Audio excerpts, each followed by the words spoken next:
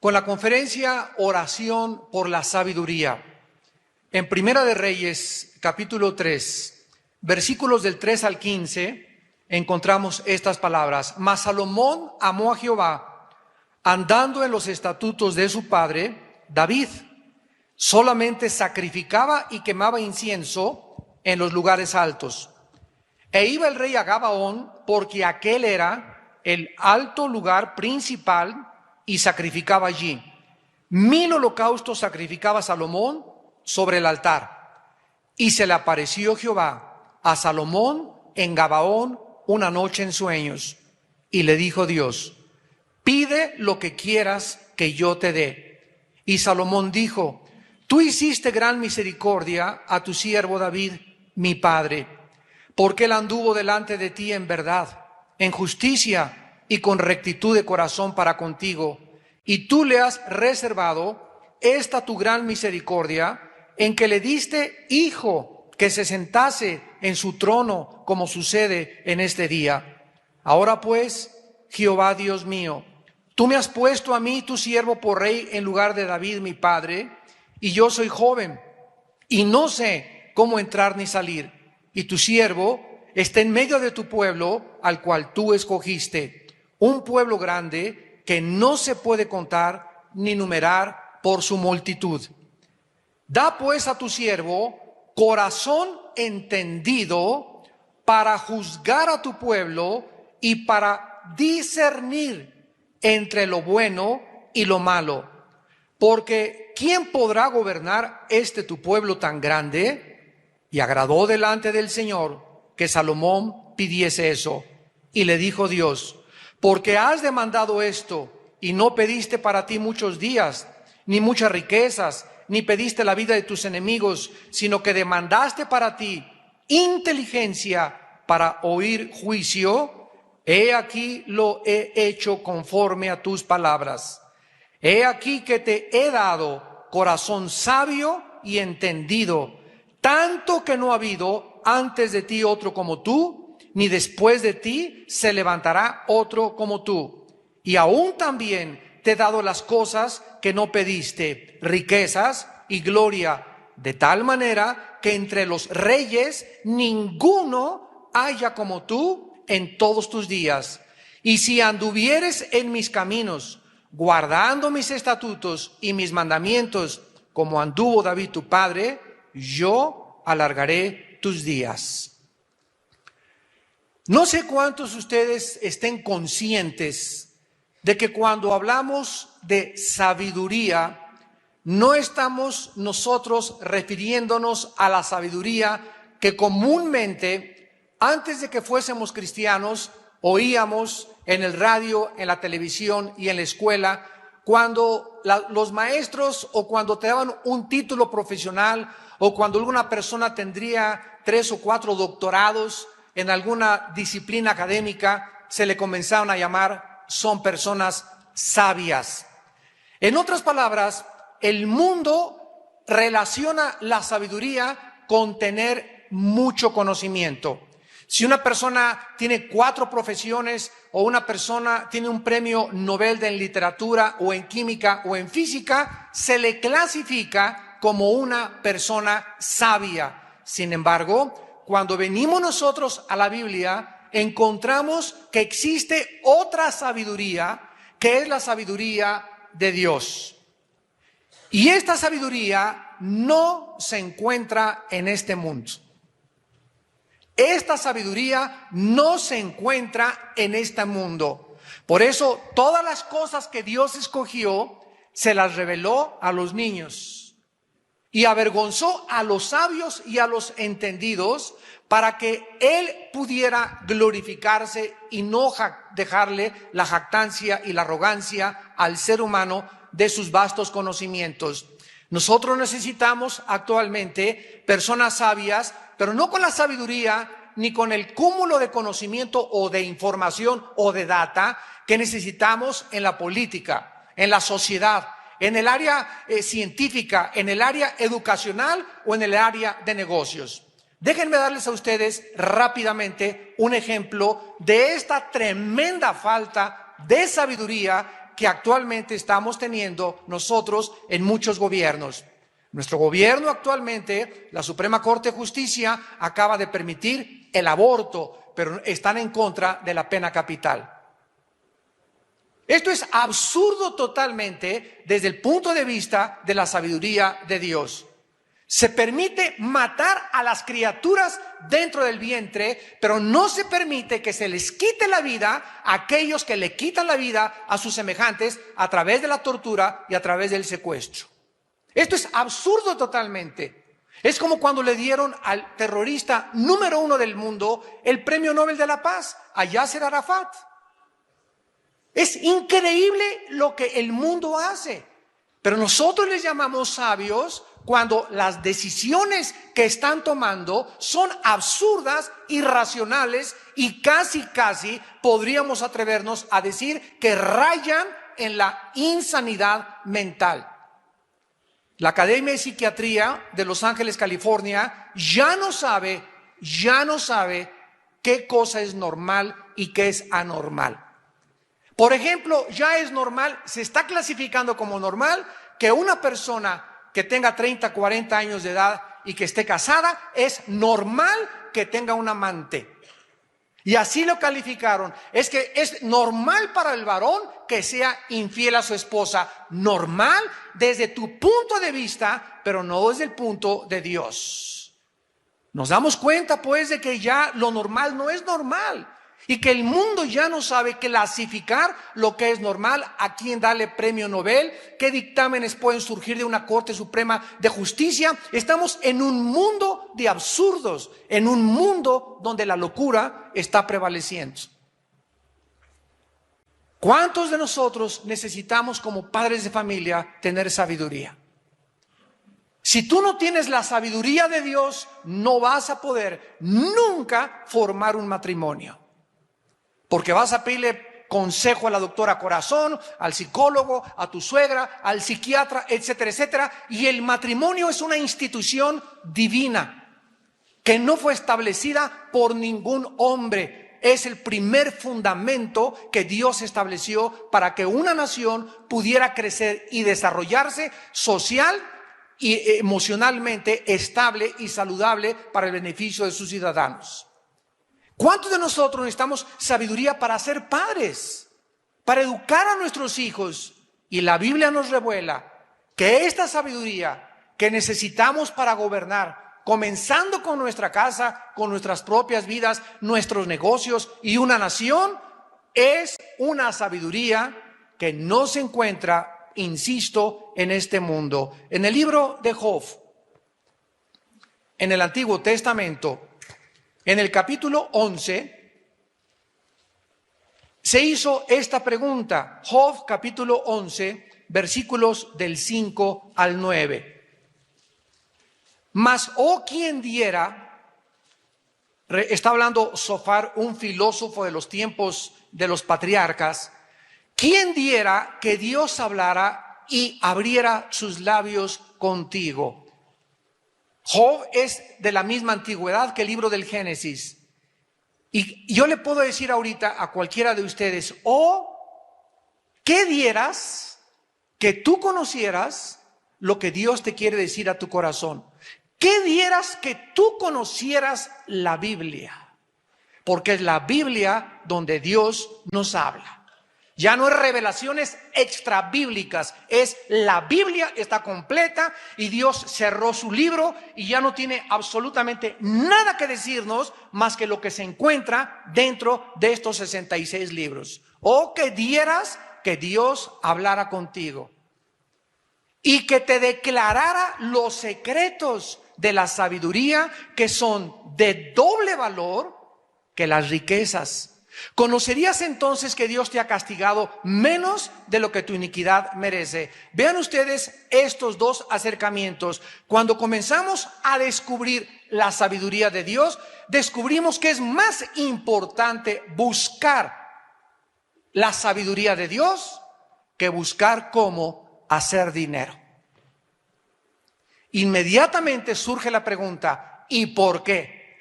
Porque si tú haces dinero y prospera tu negocio y no tienes sabiduría, no vas a saber cómo invertir el dinero. Lo vas a desperdiciar, te vas a endeudar. Vas a tener 100,000 pesos de sueldo y van a subir a 200,000, y no importa el sueldo que tengas, nunca estarás satisfecho, porque para poder manejar el dinero necesitamos sabiduría. Por eso es mucho más valioso la sabiduría que el dinero, porque si busco la sabiduría y Dios me quiere dar dinero, yo voy a saber cómo, cuándo y en qué momento gastarlo y en qué invertirlo, porque tengo la sabiduría de Dios. Y cuando tengo la sabiduría de Dios, dice el versículo 6, voy a conocer y voy a entender que lo que me ha pasado en la vida, y la mujer que me dejó, y el hijo que me dejó, y lo que te pasó, y el coche que te chocaron, o el secuestro que te hicieron, o etcétera, etcétera, son muchas de las cosas que nosotros muchas veces necesitábamos para poder entender que muchas cosas que suceden son para meternos en el camino de la justicia y de la santidad. Conoceríamos que Dios nos ha castigado menos de lo que nuestros pecados merecen. En el capítulo 12 de Job, dice el versículo 13, capítulo 12, versículo 13, con Dios está la sabiduría y el poder. Suyo es el consejo y la inteligencia. Si Él derriba, no hay quien edifique. Encerrará al hombre y no habrá quien le abra.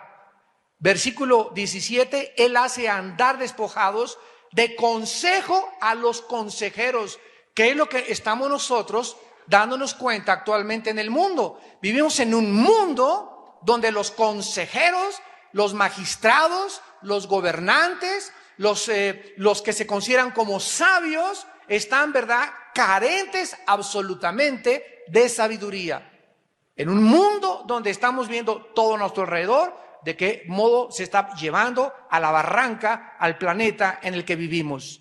Dice la Biblia en el versículo 24, Él quita el entendimiento a los jefes de los pueblos de la tierra y los hace bajar como por un yermo sin camino. Porque vemos tantos juicios actualmente de tantos políticos en el mundo sin rumbo, sin brújula, sin saber a dónde llevan al pueblo ni al hoyo en que están cayendo, porque Dios está tratando con sus vidas y con esas naciones. Y la mayor parte de las veces, cuando cayeron los juicios de Dios sobre Israel, inmediatamente Dios usó a naciones como Babilonia, como Asiria, como a los griegos y como a los romanos, para que vinieran y cautivaran y se llevaran presos a aquellos que se llamaban el pueblo de Dios. Porque el pueblo de Dios había abandonado a Dios y había abrazado a los ídolos. Y actualmente creemos nosotros que un ídolo es una imagen solamente delante de la cual ya no te postras porque ya eres cristiano. Sin embargo, la idolatría va mucho más que eso. La idolatría es cualquier afecto que tú tengas, cualquier sentimiento que tú tengas, cualquier cosa en tu vida a la que le estés dando el primer lugar. Que no sea Dios, es un ídolo. Puede ser tu negocio, que trabajas, te levantas de las 8 y llegas a las 9 y te crees que estás trabajando y que eres un hombre de bien y que eres un hombre justo, pero ya se te fue el tiempo, no tienes devocionales a las 6 de la mañana antes del trabajo, ya con trabajos llegas a la iglesia y llegas tarde aquí hasta el sermón, ya no tienes tiempo en la semana para Dios porque estás preocupado en el dinero, voy a tener 2 turnos para hacer más dinero, y cuando ponemos el negocio o el trabajo antes que Dios, estamos comenzando a convertirnos en idólatras. Y no les pasa solamente a los laicos, les pasa también a los pastores. Yo conozco muchos pastores que se levantan en la mañana y van y reparten y predican y a la cárcel y regresan, y todo eso está bien, pero ellos no tienen tiempo de tener comunión con Dios a solas, en la madrugada y antes de acostarse. Le han dado más importancia al ministerio y a la iglesia que al propio Dios. Mujeres que es la presidenta de la femenil y la hermana es la presidenta de la asociación femenil de la iglesia, etcétera, etcétera, y para acá y para allá, y llegas a su casa y el bonche de trastes sucios, polvo por acá, no le lava la ropa interior a su esposo, no se preocupa de su esposo, pero es la presidenta de la femenil. O sea, pone ella en primer lugar su ministerio que su casa. Y tenemos el orden invertido, porque para Dios es Él primero, en segundo lugar es mi esposa o tu esposo después de Dios. En tercer lugar ponemos a los hijos en prioridades, en cuarto lugar el negocio. Busca primero el reino de Dios. ¿Busca qué? Primero. Búscame antes de tu negocio, antes del deporte, antes de hacer dinero, antes de la escuela, antes de todo. Búscame a mí y yo te voy a dar lo que tú me pidas. Vamos a ver esto en la vida de Salomón. La sabiduría, pues, podríamos definirla de la siguiente manera. La sabiduría de Dios es la capacidad o la habilidad de comprender y discernir. Lo vamos a ir explicando con muchos detalles. Es la capacidad de poder comprender, entender y discernir qué hacer, cómo hacerlo y cuándo hacerlo.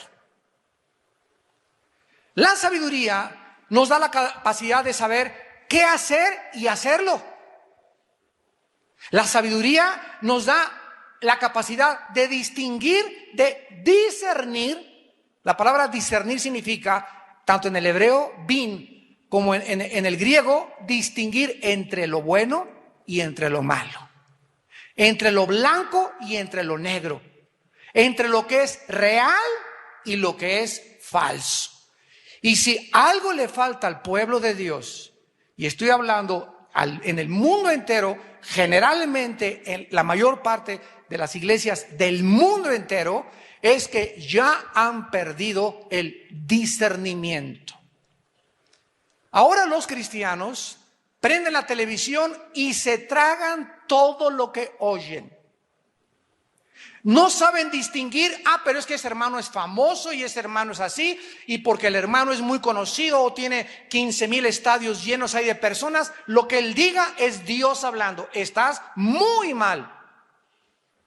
Porque hay otras religiones que juntan más gente que nosotros y van por el camino que conduce a la perdición.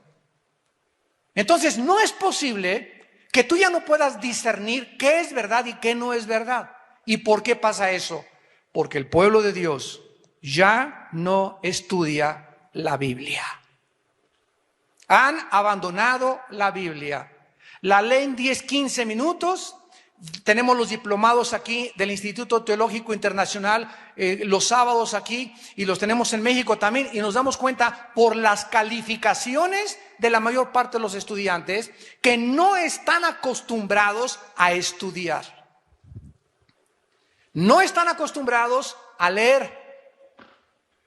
De acuerdo a una estadística que se hizo en Europa, el europeo lee aproximadamente de 13 a 15 libros al año. En México el promedio es de 1 libro al año por ciudadano. 1 libro al año los mexicanos leen. Si es que les fue bien y lo acabaron. ¿Sabes qué pasa cuando no desarrollamos el bendito hábito de leer?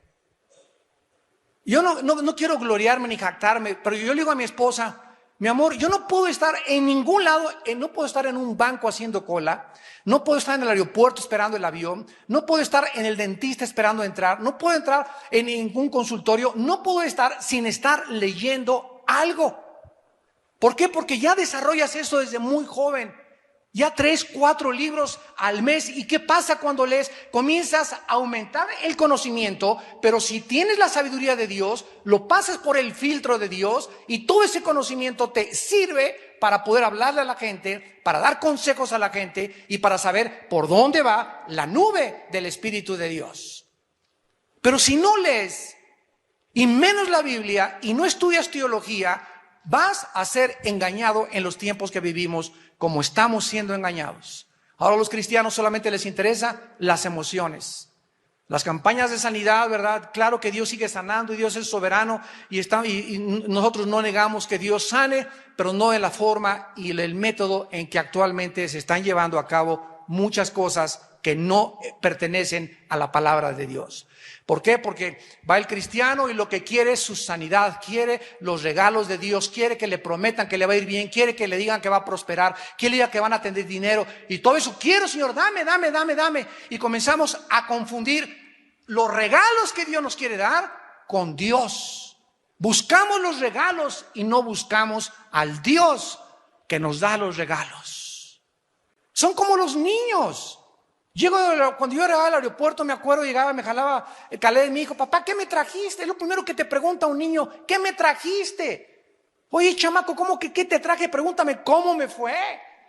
Pero no le puedes tú decir eso a un niño, porque un niño no ha desarrollado esa conciencia. Y así son los niños, lo ves. Están centrados, ¿verdad? Totalmente. ¿Qué me trajiste? Y lo único que les interesa es ellos. ¿Cómo te fue en el aeropuerto? ¿Descansaste? Con nada. ¿Qué me trajiste? Y así están los cristianos. Señor, dame, sáname, échale los demonios fuera a mi hijo. Ames estas cosas. Buscamos a Dios siempre para que nos dé. Y no lo buscamos para adorarlo y simplemente porque Él es Dios. Ese es el error en la que la cristiandad está cayendo actualmente en el mundo entero.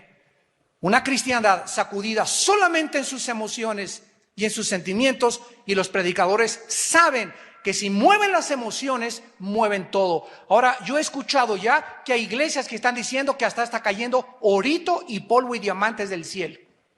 Y los cristianos se la creen, cayó ahorita del cielo. ¿Sabes una cosa? Eso ahorita no es de Dios, es de Satanás que está moviendo sus alas. Él fue criado con todas las piedras preciosas, Ezequiel 28, y tal vez ahorita está haciéndoles así para engañar a los cristianos. ¿Y qué vas a hacer con ese polvito? Están cayendo versículos de la Biblia mejor. ¿Para qué quieres ese polvito y esas piedras preciosas?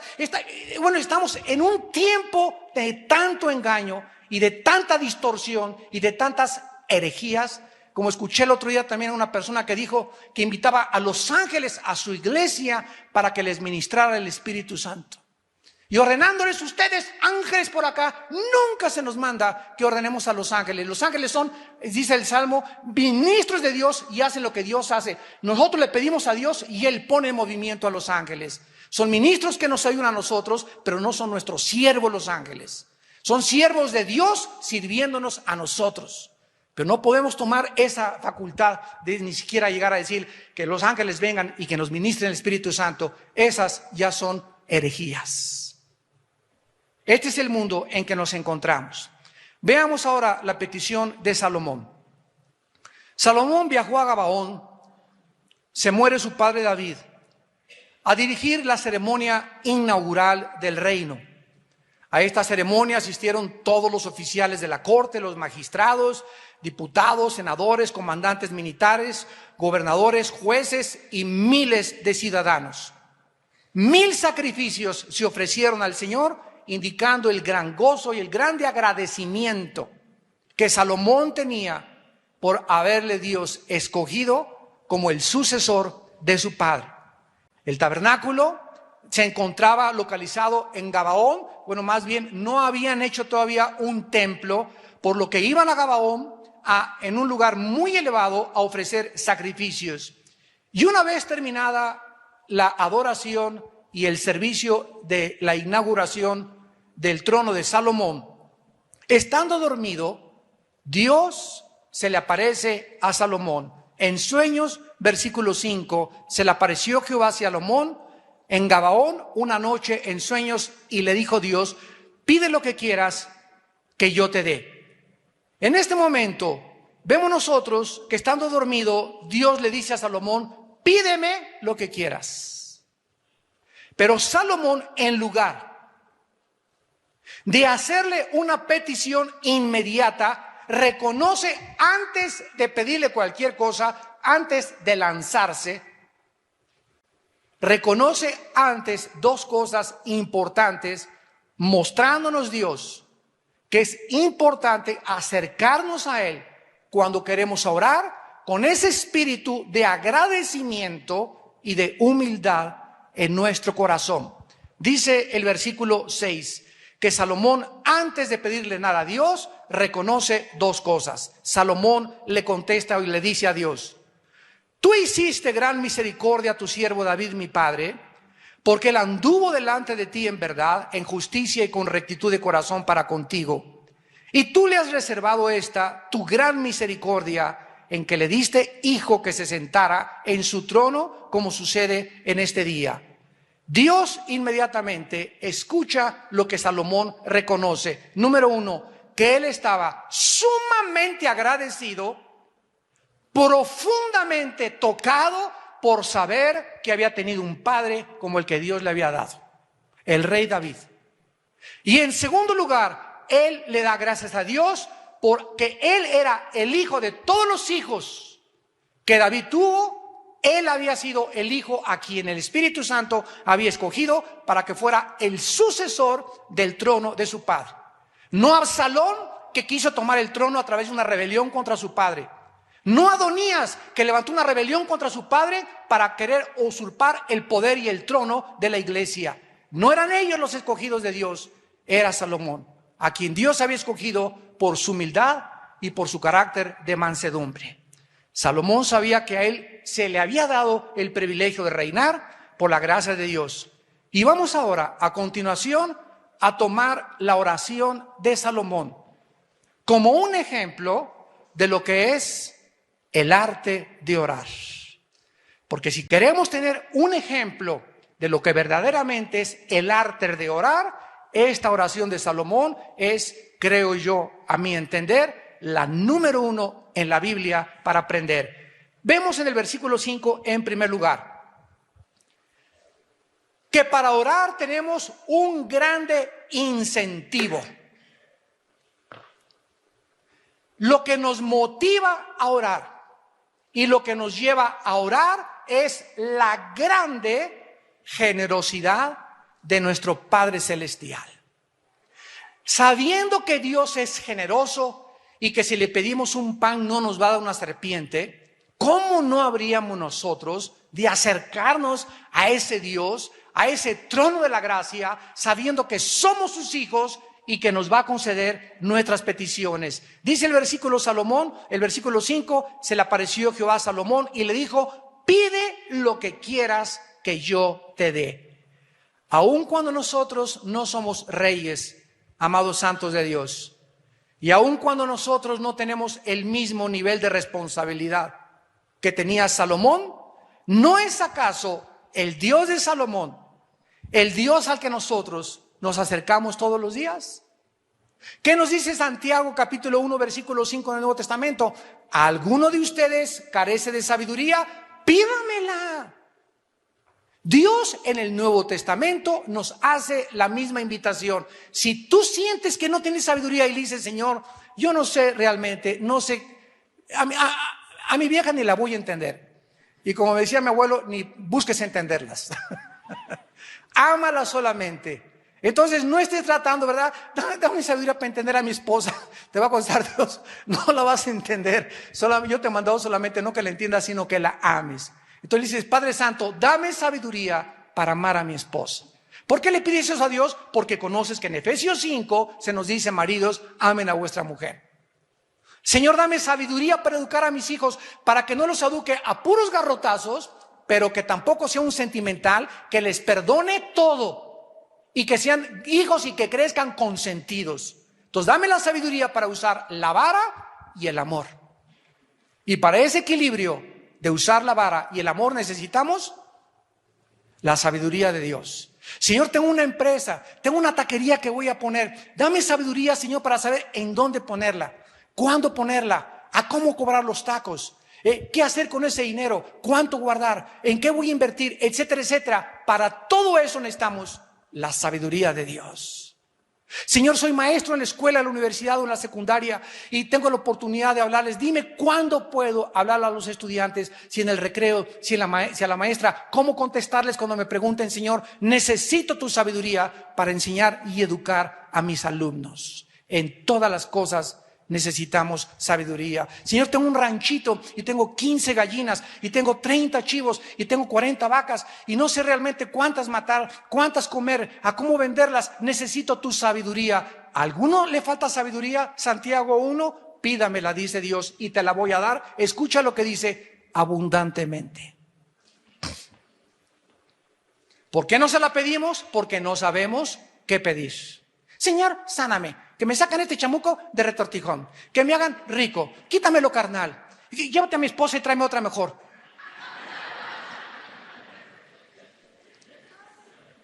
¿No es acaso el mismo Dios de Salomón el que nos dice en Mateo 6:33: busca primero el reino de Dios y su justicia y todas las demás?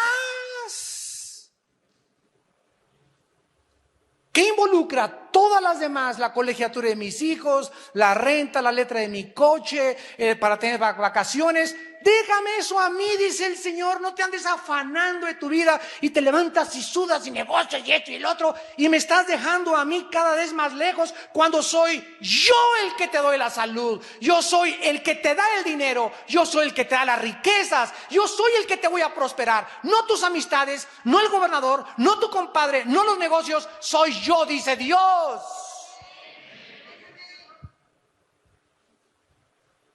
Pero ¿por qué no me buscas? Porque no crees que mis promesas son reales y por eso no tienes, porque no pides conforme a mi voluntad. Búscame y te doy por añadidura todo lo demás. La casa que quieres, el terreno que quieres, búscame, dice, soy yo el que te voy a dar lo que tú necesitas. Pero búscame con todo tu corazón, con todas tus fuerzas y con toda tu mente. Efesios 3:20: y aquel que es poderoso para hacer todas las cosas mucho más abundantemente de lo que le pedimos o de lo que entendemos. A ese Dios al cual nos acercamos y estamos orando, no nos imaginamos, dice Dios. No puede la finitud intelectual, mental, emocional del ser humano imaginarse lo que Dios nos quiere dar. Y te va a dar, no lo que le pediste, te va a dar mucho más abundantemente de lo que le pides y de lo que ni siquiera entiendes. Pero tienes que cumplir la primera condición, y es buscarlo. En segundo lugar, encontramos el verdadero fundamento de la oración. Ya vimos que la principal motivación de Dios es la generosidad de Dios. Nada, sabiendo que al que me acerco me va a responder, voy a orar y voy a aumentar mis minutos y mis horas de oración. En segundo lugar, tenemos un fundamento tremendo en la oración, que es la fidelidad de Dios. Versículos del 6 al 8. Salomón le recuerda a Dios, como ya vimos, que fue fiel con su padre, agradecido porque lo ponga en el trono. Y le dice en el versículo 7: ahora, Jehová Dios mío, tú me has puesto a mí, tu siervo, por rey en lugar de David mi padre. Y yo soy joven y no sé cómo entrar ni salir. Y tu siervo está en medio de tu pueblo, al cual tú escogiste, un pueblo grande que no se puede contar ni enumerar. Salomón expresa aquí una grande humildad de espíritu, imprescindible, esencial y necesaria para que Dios nos escuche: la humildad. Vean lo que le dice al final del versículo: yo soy un joven y no sé cómo entrar ni salir. Versículo 7: no sé cómo entrar ni salir. Así nos acerquemos a Dios. Padre, oh Señor, me acabo de casar, no tengo ninguna experiencia en el matrimonio y voy a enfrentarme a la más grande responsabilidad de mi vida, ser esposo y ser padre. Señor, estoy un neófito, soy un amateur, ¿verdad?, en el matrimonio. Padre, estoy en el mundo de los negocios, no sé hacer negocios, soy un tonto. Siempre me han dicho que soy malo para los negocios. Padre, a veces me enojo y le pego más a mis hijos, no sé cómo tratar a mis hijos. A veces le quiero decir a mi esposo una cosa y le digo otra cosa. Señor, no sé qué hacer, soy joven espiritualmente. Oh Dios, ayúdame a hacer esto, ayúdame a hacer aquello. Dios necesita ver nuestra necesidad. ¿Qué es lo que nos hace acercarnos a Dios? ¿Qué lo necesitamos? Pero ¿cuántos de ustedes no lo necesitan por la forma y en la vida que están llevando? Se levantan y su vida y por acá y por allá. La Biblia la hables ahí 2, 3 veces a la semana, un devocional, como le dicen mucho más, sacas tu estampita y le cierras en el nombre de Jesús y se acabó. Dan las gracias. Gracias, Señor, porque nos guardas en el hueco de tu mano. Bendice al en el nombre de Jesús. Amén. Ni siquiera está en tus mentes Dios. Ya es mejor prender una grabadora o traes una cotorra de África y que grabe esa oración para que ya aprendamos a orar y decirlo con el agradecimiento. Padre, gracias por estos frijolitos, Señor, estos chilaquiles, sabiendo que hay tantos niños muriéndose de hambre. Oh Padre, te pedimos por el orfanatorio allá que estamos ahí en Toluca llevándoles comida y alimento. Te pido por Tamar, te pido por aquello, y aprovechamos que estamos juntos como matrimonio con nuestros hijos para elevar al trono de la gracia las necesidades que tenemos. Pero gracias, amén. No hay ninguna necesidad, pues no te contesto, no te dices nada. Dice Dios, claro, bien, you're welcome. De nada.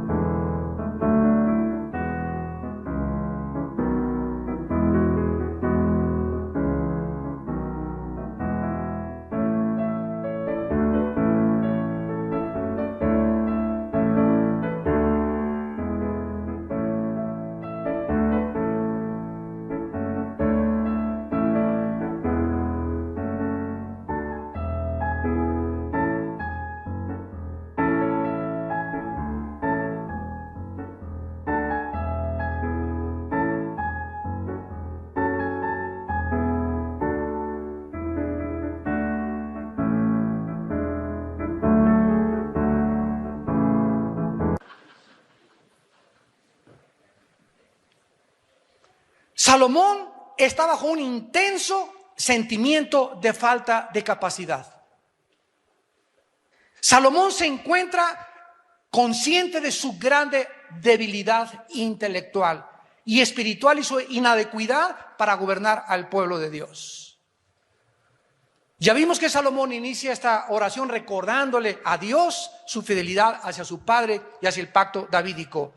¿Por qué? Porque Dios es fiel. Él ha cumplido todas las cosas que dijo en el Antiguo Testamento. No hay una sola palabra, una sola promesa que haya caído en tierra. Y me acerco a Dios porque yo sé que si yo le pido a Dios conforme a su voluntad, su fidelidad es mi confianza para tener la seguridad de que Dios me va a contestar. En 2 de Corintios, en el Nuevo Testamento, capítulo 1, versículo 20, 2 de Corintios 1:20, dice la Biblia: todas las promesas de Dios son en Él sí. Sí, lo que tú me pidas es sí, nunca te va a decir Dios no. Y en Él amén, amén, amén, por medio de nosotros para la gloria de Dios. Pero tenemos que acercarnos a Él con las condiciones en las que Salomón se acercó. Dice en Hebreos capítulo 6, versículos 17 al 20, en uno de los pasajes más profundos teológicamente acerca de la oración y de la fidelidad de Dios. Hebreos 6, 17 al 20, por lo cual queriendo Dios mostrar. ¿Qué quería Dios? Mostrar, enseñarnos más abundantemente a quienes, a los herederos de la promesa que somos nosotros.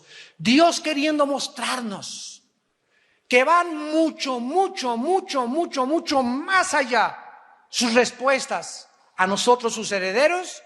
Dice la Biblia: entonces interpuso la promesa de la inmutabilidad de su consejo. O sea, lo que ha salido de los labios de Dios no puede ser cambiado. Eso significa la palabra inmutable, que no puede cambiar. Interpuso juramento. ¿Se imaginan ustedes que Dios te diga te juro? Nosotros le decimos te lo juro por mi mamacita. O te lo juro, y siempre porque metemos a la mamá, o te lo juro por Dios, y eso está prohibido en la Biblia. Que ningún cristiano jamás diga te lo juro por Dios. ¿Por qué estamos apelando a la mamá? Porque es el símbolo, el más grande respeto para nosotros, y Dios, que es el supremo símbolo de la autoridad. Entonces cuando decimos te lo juro por Diosito, estamos diciendo por lo más grande que existe, te lo juro, para que la persona nos pueda creer. Ahora, cuando Dios dice que Él jura por Él, ¿qué nos deja? No nos deja sin armas totalmente. O sea, cuando Él dice, por ejemplo, yo te juro, dice en Hebreos 4, yo te juro que si tú confías en mí vas a descansar, pero también te juro, así como te juro bendecirte, te juro que las maldiciones te seguirán en tu vida. Porque sus palabras no pueden caer a la tierra. Te juro que si tú me buscas en las mañanas, como dice el Salmo 5:3, de mañana te buscaré. Todos los hombres de Dios se levantaban temprano, todas las mujeres de Dios, todos aquellos le daban lo primero a Dios cuando está la mente más fresca, más clara, a las 5:30, a las 6, una hora antes de irme a trabajo, antes de vestirme, buscar a Dios. Si yo le doy a Dios ese tiempo que Él requiere de mi vida, Dios dice, te juro que prosperarás en todas las cosas y todas las cosas te saldrán bien. Josué 1, 8 y 9. De día y de noche, Josué, medita en mi palabra. De día y de noche, medita en mi palabra, guarda mi palabra y todas las cosas te saldrán bien y no habrá enemigo que te haga frente. ¿Por qué las cosas no nos salen como nosotros quisiéramos que nos salieran muchas veces? Analicemos nuestra vida de oración. ¿Cómo nos estamos acercando a Dios y cuánto es el tiempo que le estamos dando realmente a Dios? Entonces no vengas aquí a la salida, sálveme, ay, soy una viuda. ¿Y usted, cuál es la relación que usted tiene con Dios, señora? ¿Cuál es el tiempo que usted le da a Dios? ¿O usted solamente viene como los niños? ¿Qué me trajiste? Cuaracuacuá. Estando dormido Salomón, pide esta oración. Dios le continúa todo absolutamente y le dice que le va a dar todas las cosas. Y en tercer lugar tenemos en el versículo 8 y 9 el motivo de la oración. Y este es el secreto de la oración. Es la parte clave y fundamental de la oración. Y esto también me encanta compartírselos a los líderes y a mis hermanos, los pastores, y a todos aquellos que son líderes en sus casas también. Dice el versículo 8 y 9, Salomón. Este es el meollo, el centro, el núcleo. Tu siervo está en medio de tu pueblo, al cual tú escogiste. Un pueblo grande que no se puede contar ni numerar por su multitud. Ahora escuchen ustedes, después de su agradecimiento y de su humildad, lo que le pide Dios a Salomón. Noten ustedes que no le pide nada para él. Da pues a tu siervo corazón entendido para juzgar a tu pueblo y para discernir entre lo bueno y lo malo, porque ¿quién podrá gobernar tu pueblo tan grande? Y agradó, gloria a Dios. ¿Qué es lo que le agrada a Dios? Que cuando pidamos, recordemos siempre no centrar la oración en nosotros, sino en nuestra esposa, en nuestros hijos, en nuestros amigos, en nuestros pastores, en nuestros hermanos, en el gobierno. Señor, dame sabiduría para amar a mi esposa, no para jactarme yo. Dame sabiduría para educar a mis hijos y ser un buen padre. Dame sabiduría para manejar mi negocio, no para enriquecerme. Y si me quieres enriquecerme, gracias a Dios, pero para que ese dinero lo sepa manejar y sepa cuánto darte mi dinero. Cuando pedimos para los demás, Dios se agrada de nosotros. Vamos a analizar con lupa ahora las palabras hebreas porque son tan importantes para nuestra mejor comprensión. Versículo 9. La palabra corazón, cuando él dice, da a tu siervo corazón entendido, en el hebreo se usa la palabra lev, L de Lola, E de Enrique, B de Víctor, lev. Y significa el asiento de las emociones, de los sentimientos, del intelecto o de la voluntad. Otras veces se usa también la palabra mente. Cuando dice, por ejemplo, en Romanos 12:2, renovar vuestra mente por medio del entendimiento, y la palabra nous en el griego mente, está hablando también del corazón. O sea que en la Biblia se usa intercambiablemente corazón y mente. Cuando dice en Proverbios 4, sobre todas las cosas guarda tu corazón, ¿qué está diciendo? Guarda tus sentimientos, guarda tus emociones, guarda tu voluntad, guarda tu intelecto, porque de ahí mana la vida. ¿Qué es el corazón? Es el yo. Es nuestra verdadera personalidad. Dame un corazón, y en segundo lugar le dice entendido. Esta palabra Shama, S de Samuel, H-A-M-A, Shama, significa saber escuchar. Vamos por orden, vamos siguiendo la línea de lo que está pidiendo Salomón. Padre Santo, antes que nada quiero decirte que mis sentimientos y mi voluntad y mi intelecto estén siempre abiertos, porque como rey y como gobernante necesito aprender a desarrollar el arte de oír a mis ovejas.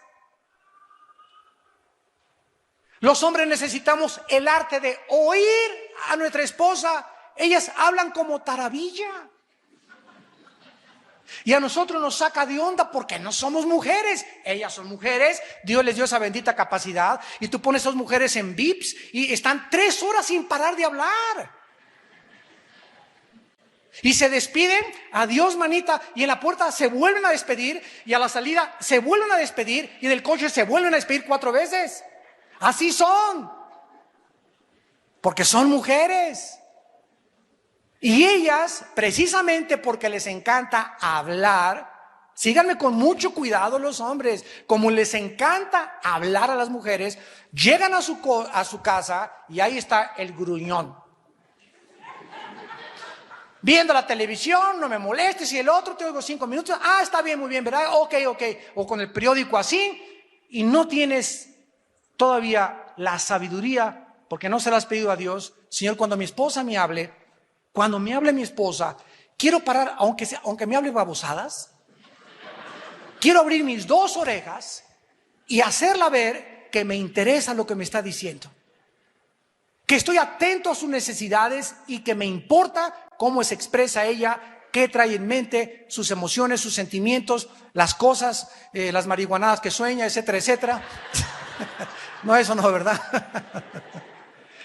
No importa lo que ella te platique, necesitamos el arte de saber escuchar. Los consejeros, bueno, ¿saben ustedes qué es un psicólogo? Es una persona que se sienta en un sillón, acuesta a su paciente en un diván y el paciente le paga solamente para que lo escuche.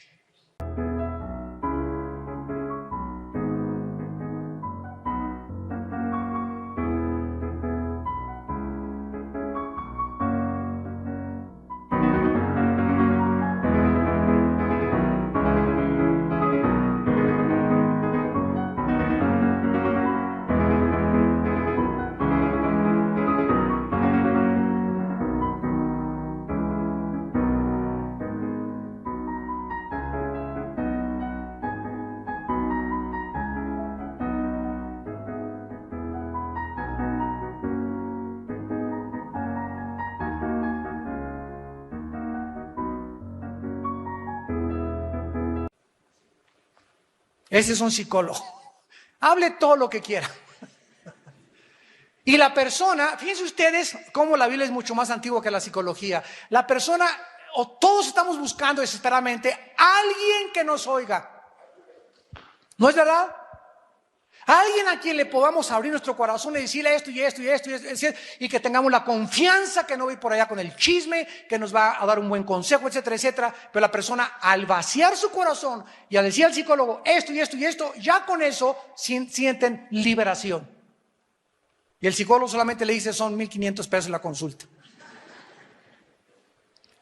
Dale a tu siervo un corazón entendido. Esta palabra entendido es shama, saber escuchar en el hebreo.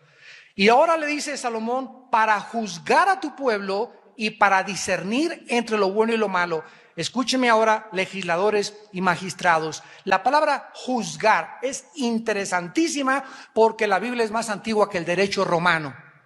La palabra shapat, S-H-A-P de papá, A de Armando, T de tío, shapat, en el hebreo significa lo siguiente: involucra 3 poderes: el ejecutivo, el legislativo y el judicial. Así que antes de que se instituyera una república y fuera gobernada con el poder ejecutivo, el presidente, el poder legislativo con los senadores y diputados y el ejecutivo con la procuraduría, ya Dios hablaba en esta palabra shapat que había 3 poderes que deberían de gobernar a cualquier nación. Y Salomón poseía, como era rey, no era presidente ni había democracia, había una teocracia. Dios puso a Salomón y él tenía que ser el ejecutivo, él tenía que ser el legislativo, imagínense qué paquete, y él tenía que ser el judicial también. Así que él tenía que dictar el juicio, él tenía que dictar las leyes y él tenía que ejecutar las órdenes, porque era rey. Un rey es soberano. Y en cuarto lugar, le dice Dios, le dice Salomón, para discernir. Esta palabra bin, B de bueno, I, N de nana, bin, significa distinguir entre el bien y entre el mal. Vamos a armar nuestra oración conforme a la traducción hebrea. Salomón está pidiendo un corazón que sepa escuchar o que esté atento a las necesidades de su pueblo, que pueda distinguir entre lo falso y lo verdadero del espíritu humano. Un corazón paciente con una mente aguda, con la capacidad de razonar adecuadamente para juzgar ejecutivamente, legislativamente y judicialmente.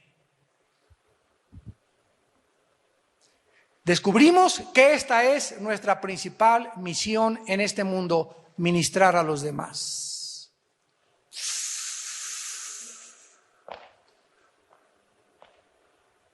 Es precioso cuando Pablo cae y traiciona a Cristo, negándolo 3 veces. Amargado Pablo, llorando y llore y llore y llore. ¿Me podrá perdonar mi Señor? Él no tenía la Biblia como la tenemos completa nosotros. No saben que en la sangre de Cristo había todo limpieza y perdón de pecado. Y entonces Cristo se le aparece a Pablo en Juan 21 y le hace 3 preguntas a Pablo. ¿Me amas? Sí, Señor, te amo. ¿Cómo no te voy a amar? ¿Me amas? Claro, Señor, apacienta a mis ovejas. ¿Me amas, Pedro? Señor, claro que te amo. Apacienta a mis ovejas. ¿Qué le está diciendo Cristo? Pablo, ya no quiero, pastores, no vengan y díganme: te amo, Señor, te adoro, Señor, cuánto santo, santo, santo. Demuéstramelo amando a mi pueblo y sacrificándote por ellos. Señor, te pido que ama a tu esposa y sacrifícate por ella, por tus hijos. Busca a alguien a quien compartirle tu vida. Deja de pensar ya en ti mismo y en tus propios intereses y ven y sírveme a mí. Y el que me sirva, sirva a los demás. Ahí se encuentra el secreto de la grandeza espiritual, en servir a los demás.